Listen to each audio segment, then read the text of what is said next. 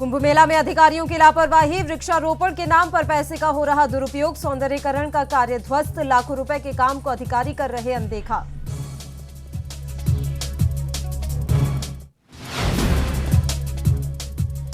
BJP कार्यकर्ताओं ने निकाली बाइक रैली, मुख्यमंत्री तीरथ सिंह रावत के अभिनंदन में भव्य बाइक रैली का आयोजन, कई जगह लगा लंबा जाम।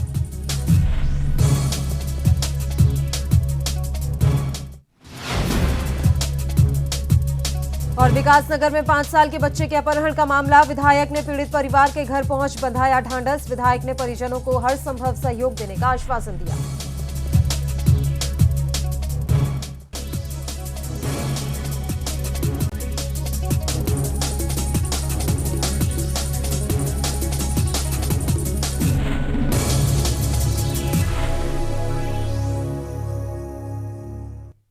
नमस्कार, एनबी न्यूज देख रहे हैं आप। मैं हूं आपके साथ पल्लवी राजपूत और हमारे खास कार्यक्रम आपणू उत्तराखंड में आप सभी का स्वागत है। चलिए बढ़ते हैं खबरों की ओर।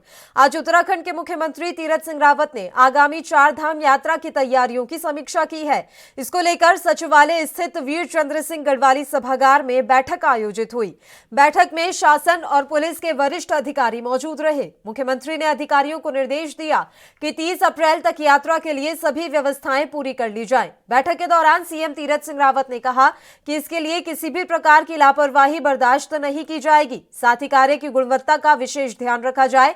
उन्होंने आगे कहा कि 1 महीने में कार्यों का स्थलीय निरीक्षण किया जाएगा। वहीं मुख्यमंत्री तीरथ सिंह रावत के निर्देश पर ऋषिकेश बद्रीनाथ राष्ट्रीय राजमार्ग 58 तोता घाटी में चल रहे काम के कारण यात्रियों की सुरक्षा को देखते हुए अग्रिम आदेशों तक पूर्ण रूप से बंद रहेगा।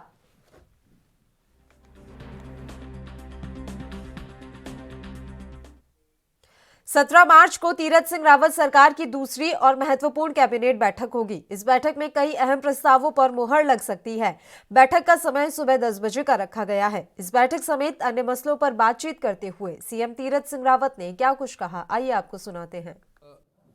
कुंभ महाकुंभ और ये 12 साल में आता है, तो ये केवल उत्तराखंड का नहीं तो देश और दुनिया का कुंभ है।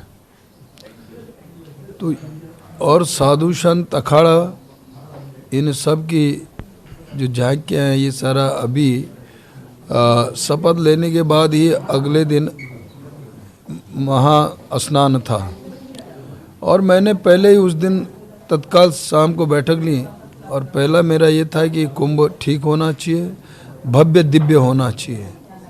और जो कल आपका अखाड़ों की झांकियाँ निकल रही हैं उन पे पुष्प वर्षा होनी चाहिए। उसके लिए हेलीकॉप्टरों से हमने पुष्प वर्षा करवाई और जब तक जितने अखाड़े 5-7 आते रहे तब तक ये चलता रहा है। मुझे भी सौभाग्य मिला पुष्प वर्षा करने का। तो पहली बात तो है कि उससे साधु संत समाज बड़ा खुश है।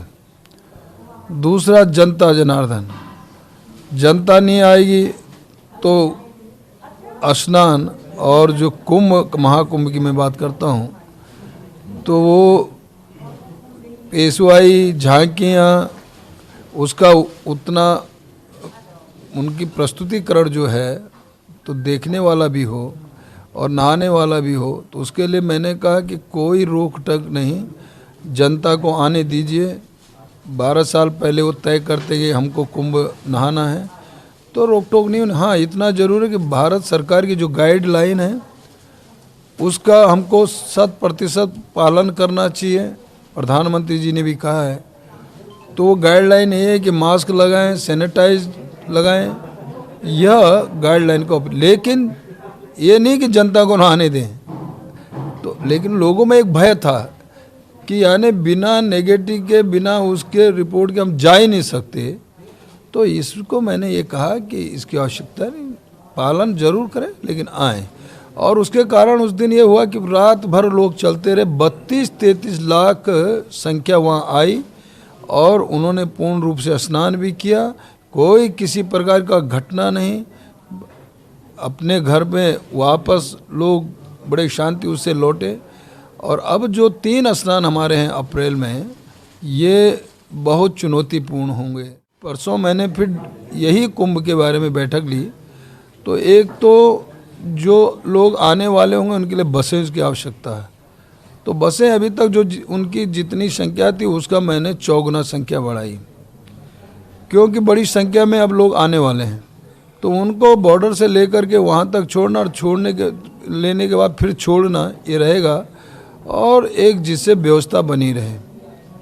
दूसरा, जो अखाड़ा जो अपने शंकराचार्य और अभी तक उनको स्थान, ये भी मैंने सुनिश्चित किया है कि उनको स्थान मिलना चाहिए, वो तय किया है। साथ ही कुछ सड़कें, कुछ गलियारे अभी भी ठीक नहीं, उनको ठीक करने का 1 हफ्ते का मैंने टाइम दिया है।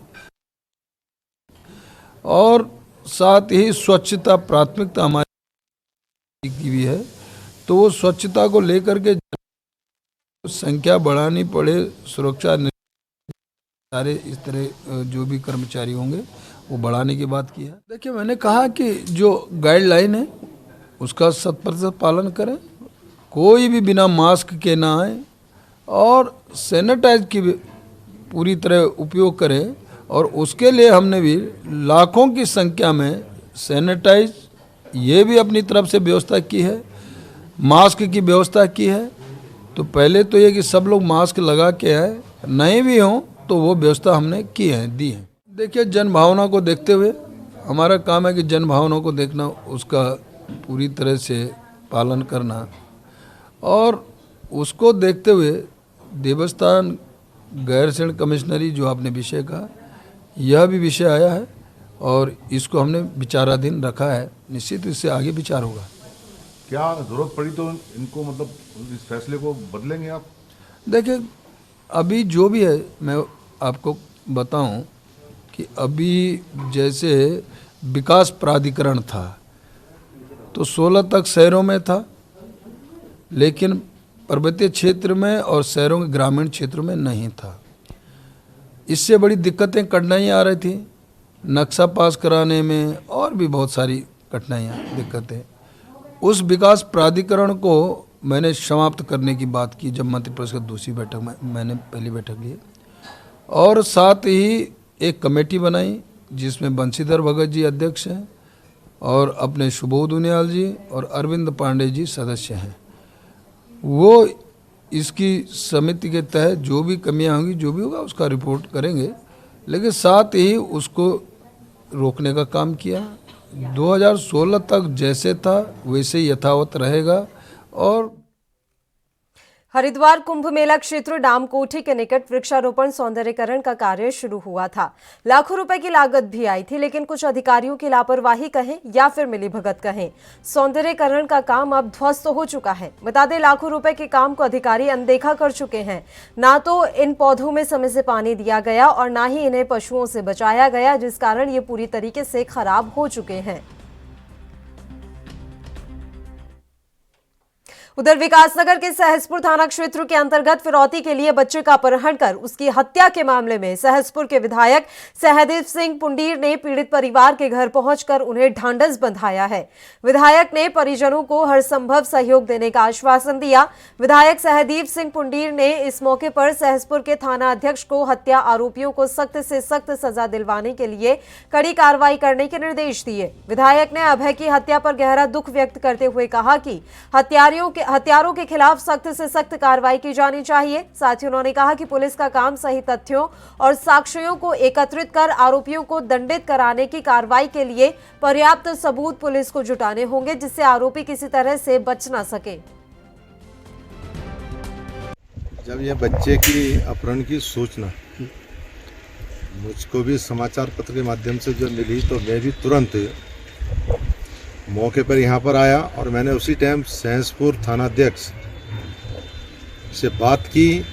और बात करने के बाद पता चला कि वो लोग जो है 2 को अरेस्ट कर लिया और बच्चे को जो है उन लोगों ने मार दिया। और उस दिन फिर मैं यहाँ बातचीत करता रहा। उनके अभय के जो बच्चे के पिता थे वो पुलिस के साथ में ही थे।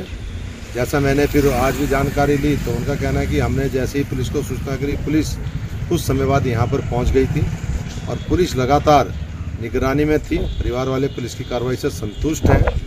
और लेकिन ये पहली घटना इस क्षेत्र में घटी और आज मैं भी मौके पर आया हूँ और मैंने भी आज जो है पुलिस को निर्देश किया है कि इस के खिलाफ सख्त से सख्त कार्रवाई हो और ऐसी पुनरावृत्ति क्षेत्र।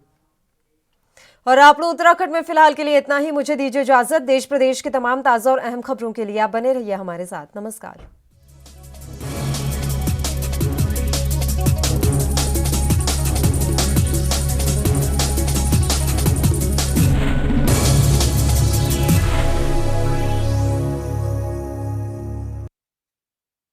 क्या आप दुबले